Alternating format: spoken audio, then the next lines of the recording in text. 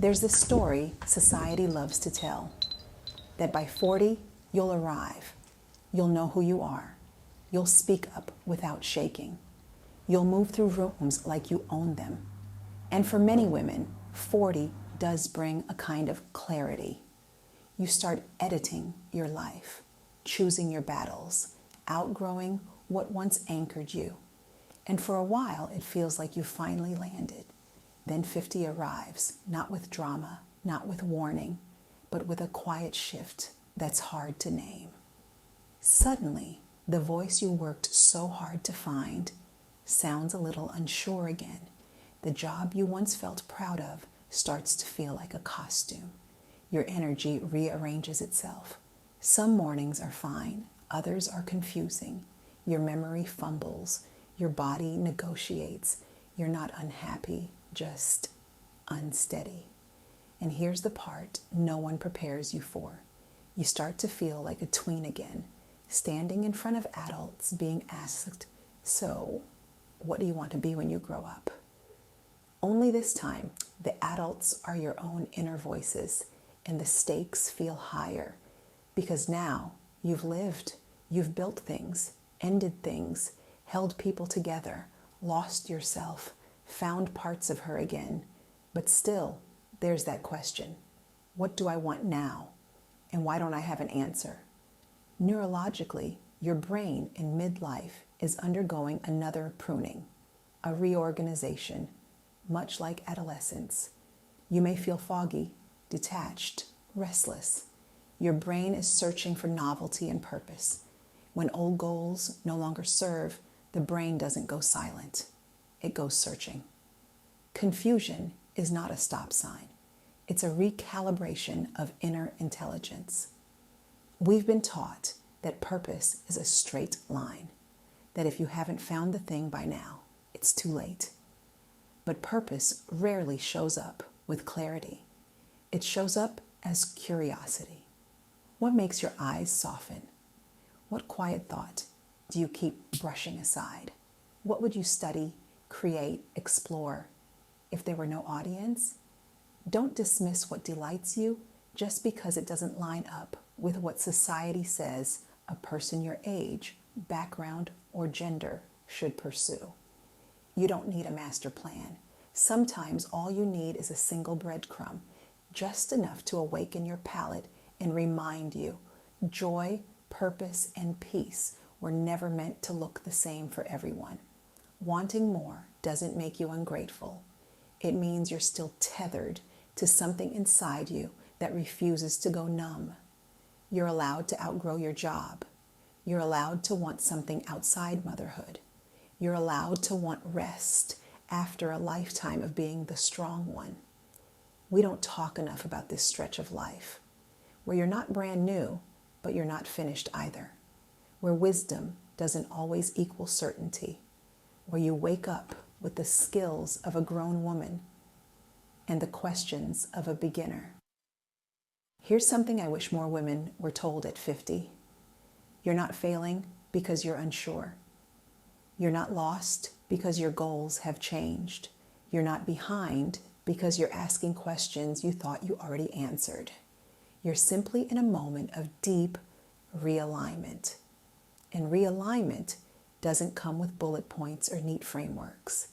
It comes with space, with discomfort, with giving yourself permission to pause, to not have a 5-year plan, to not feel on top of things. This is not a crisis. It's an invitation to edit the script. And if you want somewhere to begin, some place to place your hands as you figure it out, try this. 1. Commit to micro investments in desire, not productivity. Forget building a new career in a week or finding your passion overnight. Instead, ask, what is something I'm willing to want today? Even a little.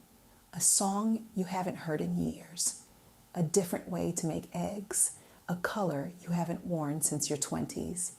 Desire doesn't roar at this stage. It whispers. Train yourself to hear it. 2.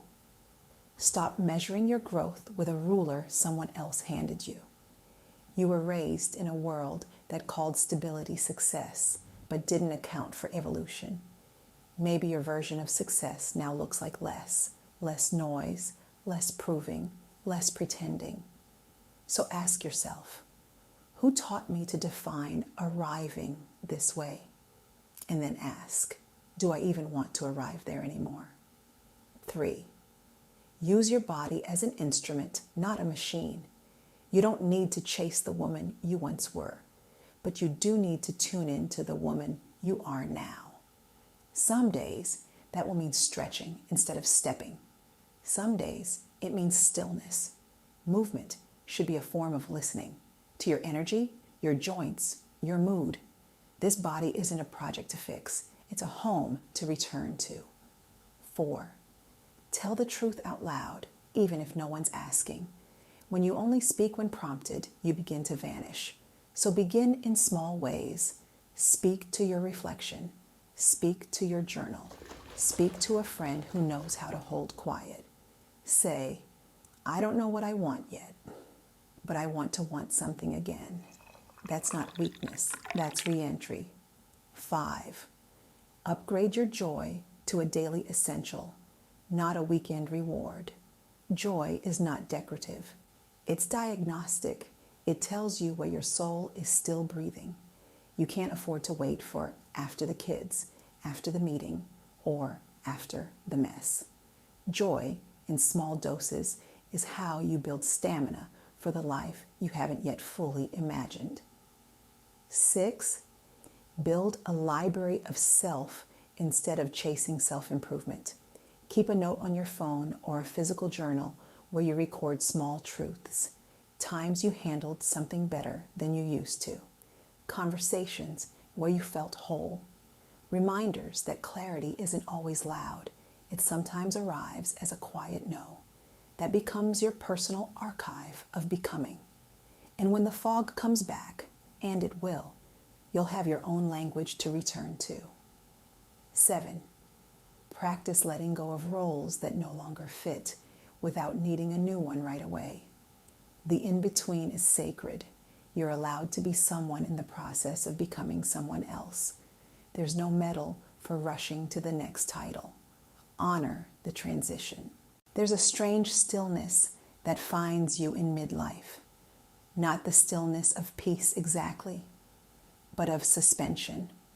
Like the world is holding its breath and waiting for you to say something, to name what this chapter is, to declare it worth something. But the words don't come easily, do they?